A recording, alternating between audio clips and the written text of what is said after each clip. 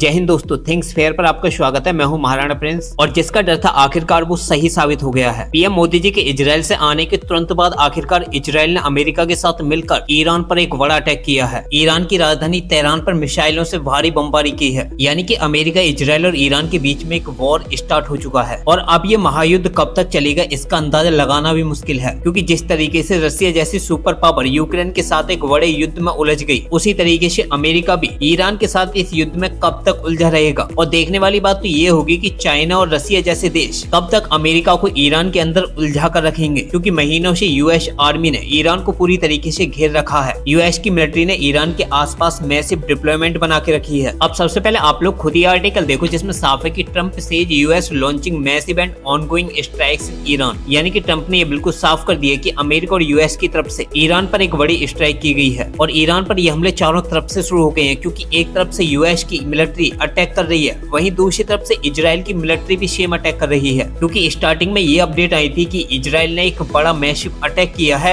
Iran की राजधानी Tehran पर। तेहरान की राजधानी में कई जगह पर मैसिव एक्सप्लोजन भी देखने को मिले हैं। कई वीडियो सोशल मीडिया पर भी वायरल हुए हैं और आप लोग वीडियोज में भी साफ देख सकते हो कि किस तरीके से इजराइल ने अंधाधुंध तरीके से मिसाइलों की बारिश करते हुए तेहरान को खंडरों में बदलने की प्लानिंग की है। लेकिन यहाँ पर सबसे बड़ा स्टेटमेंट तो इजरायली डिफेंस फोर्स की तरफ से आया है। यानी कि यहाँ पर आईडीएफ ने बिल्कुल साफ कह दिया कि ईरान पर जो अटैक किया गया है वो यूएस और इजराइल ने मिलकर किया है और ये अटैक सैटरडे की मॉर्निंग में किया गया है। और इस स्ट्राइक को करने के लिए अमेरिका और इजराइल पिछले एक महीने से इसकी प्लानिंग कर रहे थे, किस तरीके से ईरान पर अटैक किया जाएगा। यहाँ पर डोनाल्ड ट्रंप ने एक बड़ा मिलिट्री कैंपेन भी दिया है, जिसमें कहा गया है कि मैसिव एंड ऑनगोइंग, यानी कि ईरान पर अमेरिका और इजराइल के मैसिव हमले लगातार जारी रहेंगे। यानी कि ईरान पर जो हमला हुआ है वो कोई पहला हमला नहीं हुआ या फिर इजराइल और अमेरिका इस हमले के बाद रुक जाएंगे, ऐसा कुछ भी नहीं होने वाला। ये युद्ध लगातार होता रहेगा, लगातार ईरान पर अटैक होता रहेगा, क्योंकि हमने युद्ध की शुरुआत कर दी है और अब इन हमलों में चाहे तो अमेरिकन की जान ही क्यों न चली जाए। आपको बता दें कि डोनाल्ड ट्रंप पिछले काफी समय से दुनिया में शांति लाने के लिए, लेकिन अब डोनाल्ड ट्रंप ने ही पूरी दुनिया के अंदर अशांति फैला दी है। पहले वेनेजुएला पर अटैक करके वेनेजुएला के अंदर सैकड़ों लोगों को मारकर वहां पर अशांति फैलाई और अब ईरान के अंदर भी। और इजराइल के इन हमलों की जानकारी खुद ईरान की जो इस्लामिक रेवोल्यूशनरी गार्ड कॉर्प्स है उसने भी दी है। यानी कि ईरान की मिलिट्री IRGC की तरफ से भी ये साफ कहा गया है कि ईरान ने भी अमेरिका और इजराइल को रिटालिएशन में बड़े हमले की चेतावनी दे दी है और उन्होंने अपना पहला हमला भी कर दिया है। यानी कि ईरान ने अपने पहले हमले में लार्ज स्केल पर मिसाइल और ड्रोनों से अटैक किया है और इन सभी को इजराइल की तरफ फायर किया गया है। लेकिन हैरानी की बात तो यह है कि ईरान ने जो अटैक किए हैं वो दुबई और बहरीन के अंदर भी किए हैं। यानी कि ईरान ने UAE एंड कतर के अंदर भी मिसाइल हमले शुरू कर दिए हैं और ये हमले इसलिए किए गए हैं क्योंकि इन जगहों पर यूएस के मिलिट्री बेस हैं। यानी कि ईरान अब यूएस के मिलिट्री बेसों को टारगेट कर रहा है जहां से ईरान पर अटैक हो सकते हैं। अब यहाँ पर सबसे पहले आप लोगों को एक बड़ी जानकारी दे दें कि इस समय ईरान के पास मैसिव मिसाइल और ड्रोन स्टॉक हैं, जो लंबी दूरी की मिसाइल और ड्रोन हैं। इन्हीं के दम पर ईरान यूएस और इजराइल की मिलिट्री को अटैक करेगी। आपको बता दें कि यूएस और इजराइल की एयरफोर्स अभी तक ईरान पर अटैक करने के लिए इन्वॉल्व नहीं हुई है। यानी कि यूएस एयरफोर्स की तरफ से अभी तक कोई भी मिसाइल ईरान की तरफ नहीं दागी गई है, क्योंकि जिस तरीके से अमेरिका और इजराइल ने मिलकर ईरान पर अटैक किया है तो अभी तो ईरान ये भी एनालिसिस नहीं कर पाएगा कि अमेरिका और इजराइल की जो स्ट्राइक है इसमें ईरान को कितना डैमेज हुआ है। लेकिन ईरान ने रिटालिएशन में अमेरिका और इजराइल पर अटैक कर दिया है। लेकिन यहाँ पर सबसे शॉकिंग बात तो यह है कि इजराइल ने यह हमला आखिर पीएम मोदी जी की विजिट के बाद ही क्यों किया है। अमेरिका और ईरान ये हमला पहले भी कर सकते थे, लेकिन एक बड़ी प्लानिंग के तहत पीएम मोदी जी के इजरायली दौरे के बाद ही आखिर ये हमला क्यों किया गया है। लेकिन अमेरिका और इजराइल के इन हमलों के बाद भारत ने ईरान के अंदर अपने सभी नागरिकों को एडवाइजरी जारी कर दी है और भारत ने यूएस और इजराइल की इस स्ट्राइक के बाद ये बिल्कुल साफ कर दिया है कि भारतीय जो भी ईरान में रह रहे हैं वो अंदर ही रहे। और भारत की इस एडवाइजरी के बाद ये बिल्कुल साफ हो गया है कि अमेरिका और इजराइल ईरान के आम लोगों पर अटैक नहीं करने वाले। ये अटैक सरकारी बिल्डिंग्स और ईरान की मिलिट्री के जो ठिकाने हैं उन पर ही किए जाएंगे, क्योंकि अमेरिका और इजराइल का केवल एक ही मकसद है, वो है ईरान के न्यूक्लियर प्रोग्राम को डिस्ट्रॉय करना। ईरान जो लंबी दूरी की मिसाइलें डेवलप कर रहा है उन्हें डिस्ट्रॉय करना। और हमले का तो इसी बात से अंदाजा लगाया जा सकता था कि कुछ घंटे पहले ही, यानी कि इस हमले के कुछ घंटे पहले अमेरिका ने इजराइल के अंदर अपने नागरिकों को एडवाइजरी जारी कर दी थी कि वो इजराइल को जल्द से जल्द छोड़ दे। और इसके कुछ घंटे बाद ही अमेरिका और इजराइल ने ईरान पर अटैक शुरू कर दिए। यहाँ तक कि इजराइल की तरफ से भी अपने ही नागरिकों को ये एडवाइजरी जारी की गई है कि जब तक ये वॉर चले तब तक सभी लोग इंडोर्स में रहें या फिर शेल्टर्स में पहुंच जाएं, ताकि वो ईरान के इन मिसाइल अटैक से बच पाएं। क्योंकि ईरान भी अमेरिका और इजराइल पर जो स्ट्राइक करेगा वो काफी मैसिव होगी और ये ईरान ने खुद बता दिया कि उन्होंने मैसिव लार्ज स्केल पर ड्रोन और मिसाइल्स की बारिश की है। क्योंकि ये बात तो आपको भी पता है कि इजराइल के जो प्रधानमंत्री प्रधानमंत्री बेंजामिन नेतन्याहू वो 2012 से ये दावे कर रहे हैं कि ईरान के पास न्यूक्लियर बम आने वाले हैं और अगर ईरान के न्यूक्लियर प्रोग्राम को नहीं रोका गया या फिर इसे डिस्ट्रॉय नहीं किया गया तो इजराइल के लिए सबसे बड़ा खतरा पैदा होगा, क्योंकि बेंजामिन नेतन्याहू और अमेरिका का सिर्फ एक ही मकसद है कि ईरान के न्यूक्लियर प्रोग्राम को डिस्ट्रॉय करना। और अगर ईरान के अंदर ईरान की सरकार को कोई देश गिरा सकता है तो वो फिर अमेरिका और इजराइल ही होंगे। और यही वजह थी कि पिछले साल भी ईरान के न्यूक्लियर साइट्स पर अटैक किए गए थे। ये अटैक भी अमेरिका और इजराइल ने मिलकर किए थे, जिसमें दावा किया जा रहा था कि अमेरिका और इजराइल की जो स्ट्राइक थी उनमें ईरान की न्यूक्लियर साइट्स डिस्ट्रॉय हो गई हैं। जिसके बाद अमेरिका ने यह दबाव बनाया था कि जो इंटरनेशनल एटॉमिक एनर्जी एजेंसी की जो चीफ है उन्हें ईरान की न्यूक्लियर साइट्स पर ले जाया जाए और वो रिसर्च करें कि आखिर ईरान के पास कितना यूरेनियम है। लेकिन अब ईरान ने IAEA के चीफ को भी अपनी न्यूक्लियर साइट्स पर ले जाने से बिल्कुल मना कर दिया। हालांकि यहाँ पर ईरान की तरफ से ये भी दावे किए जा रहे हैं कि उनके पास कोई भी न्यूक्लियर एसेट्स नहीं है और वो किसी भी न्यूक्लियर प्रोग्राम के बारे में नहीं सोच रहे। वो केवल मिसाइल डेवलप करने में लगे हुए हैं जो लंबी दूरी की मिसाइल और उनकी सुरक्षा के लिए है। और ईरान अपने मिसाइल प्रोग्राम को कभी भी नहीं रोकेगा। हर बार ईरान ने अमेरिका के अगेंस्ट यही बात रखी है कि अगर अमेरिका उसके मिसाइल प्रोग्राम को रोकने की कोशिश करेगा तो ईरान उसके साथ कभी भी एग्री नहीं होगा। वहीं न्यूक्लियर प्रोग्राम को लेकर भी ईरान ने साफ कह दिया कि वो किसी भी न्यूक्लियर प्रोग्राम पर बातचीत नहीं कर रहे और न ही कोई न्यूक्लियर बम बनाने की कोशिश कर रहे हैं। लेकिन दूसरी तरफ इजराइल के प्रधानमंत्री बेंजामिन नेतन्याहू लगातार ये दावे कर रहे हैं कि ईरान के पास मैसिव स्केल पर यूरेनियम है और ईरान के पास जल्दी न्यूक्लियर बॉम्ब्स भी आ जाएंगे, जिसकी वजह से मिडिल ईस्ट में कभी भी शांति नहीं आएगी। अगर ईरान अपनी मनमानी करता है तो ईरान कभी भी मिडिल ईस्ट के अंदर शांति नहीं लाने देगा, क्योंकि इजराइल ने ईरान पर जो प्री अटैक किया है उसका मकसद भी सिर्फ इतना ही है कि ईरान को डराना और धमकाना। लेकिन ईरान ने जिस तरीके से अमेरिका की धज्जियां उड़ाई हैं, अमेरिका के जो मिलिट्री बेस है उन पर अटैक करना शुरू किया है, उसके बाद अब ये युद्ध लार्ज स्केल पर फैल कर ही रहेगा। क्योंकि अमेरिका ईरान को भी वेनेजुएला की तरह ही समझ रहा है कि जिस तरीके से वेनेजुएला पर अटैक किया उसी तरीके से ईरान पर भी अटैक करके ईरान वॉर को भी कुछ ही दिनों में निपटा देंगे। लेकिन ईरान के अंदर ऐसा कुछ भी नहीं होने वाला, क्योंकि ईरान ने पिछले काफी समय से चाइना और रसिया से लार्ज स्केल पर हथियार खरीदे हैं। यही वजह है कि अमेरिकी राष्ट्रपति डोनाल्ड ट्रंप ने भी बिल्कुल साफ कह दिया कि दुनिया में ईरान की सरकार सबसे ज्यादा गंदी है और ईरान की सरकार को हटाया जाना चाहिए, क्योंकि ईरान की गवर्नमेंट ने ईरान के अंदर तकरीबन 35,000 से भी ज्यादा मासूम लोगों को मार डाला है। लेकिन यहाँ पर सबसे शॉकिंग बात तो यह है कि अमेरिका उस समय कहाँ सो रहा था। अमेरिका और इजराइल ने उस समय अटैक क्यों नहीं किया जब ईरान के अंदर लार्ज स्केल पर प्रोटेस्ट चल रहे थे और ईरान की गवर्नमेंट ने 35,000 से भी ज्यादा मासूम लोगों को मार डाला था। उस समय ईरान के प्रोटेस्टर्स इजराइल और अमेरिका से बार बार रिक्वेस्ट कर रहे थे कि आप लोग कब अटैक करोगे ईरान पे। लेकिन उस समय अमेरिका और इजराइल ने अटैक को पूरी तरीके से पोस्टपोन कर दिया और भारत को फंसाने के लिए नया हथकंडा अपना लिया। और यही वजह कि अमेरिका ने ईरान को घेरने के लिए जो अपने वॉरशिप्स और एयरक्राफ्ट कैरियर डिप्लॉय किए हैं उन पर यूएस मिलिट्री को काफी प्रॉब्लम्स फेस करनी पड़ रही है और इन्हीं वॉरशिपों पर यूएस सोल्जर्स टॉयलेट तक के लिए परेशान है। इतनी दिक्कतें झेलने के बाद भी यूएस आर्मी पूरी तरीके से ईरान के खिलाफ युद्ध के लिए डटी पड़ी है। अब यह युद्ध कितने दिन तक चलने वाला है और किस लेवल का होने वाला है, क्योंकि जब रशिया ने यूक्रेन पर अटैक किया था तो रशिया ने भी यही सोचा था कि जल्द से जल्द हम यूक्रेन की धज्जियां उड़ाकर यूक्रेन पे कब्जा कर लेंगे। लेकिन रशिया पूरी तरीके से यूक्रेन युद्ध में फंस गया, क्योंकि एक बार युद्ध में कूदने के बाद डिसीजन आपके पक्ष में नहीं रहते। अमेरिका के साथ भी वही होने वाला है। अगर ये युद्ध लार्ज स्केल पर फैलता है तो यहाँ पर अमेरिका काफी लंबे समय तक ईरान के साथ युद्ध में उलझ सकता है। इसलिए ये कहना मुश्किल है कि ये युद्ध अब कितने लंबे समय तक चलेगा। लेकिन एक बात साफ है कि अमेरिका और इजराइल ने भारत को भी इस युद्ध में फंसाने की कोशिश की है। आप लोग क्या कहना चाहते हो? अपनी राय कमेंट बॉक्स में जरूर बताना।